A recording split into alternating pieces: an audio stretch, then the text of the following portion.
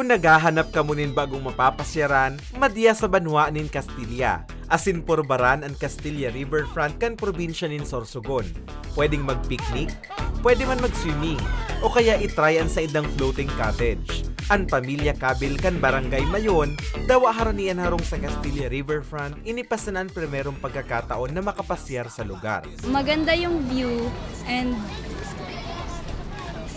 ano po, kasi pag maganda po dito pag pag kumakain po kasi parang ang refreshing po. Mas binagay ng pasyaran to yung nagdidiglog dahil sa minapresto ang paros asin nadadagdaganin kolor ang lugar dahil kan mga pailaw. Saro sa mga nakaka-apresyar kan lugar si Carmina kan Sorsogon City. Maski nagkapir ang best niya na ininapasyaran, dain niya da inipagsasawaan. Nagibo po sinatambayan na safe po para sa tao kay harani lang po ang station po sa PNP.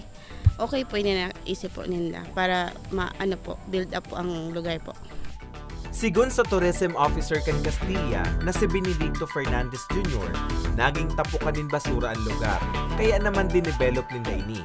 Ginibong pasyaran as sinipigsusog sa Merlion Park waterfront kan Singapore. Kan naglipat na kami digdi, kan pigaagihan mi ini pasirig dyan sa baba, nahiling mi na, ano na kung gibuhuntang parang, yung nagpun sa Marikina, yung Marikina Riverbank. Oo, nagpun sa Marikina Riverbank din. Nasa 60% pa sa nanghaman ng pasyaran. Alagad asigurasyon ni Fernandez, mas magayon pa ini sa mga masunod na bulan. Sa pag-abot kang panahon, magkakaigwa digdiki live bands every week, Friday and Saturday. Duwang banggi po iyan.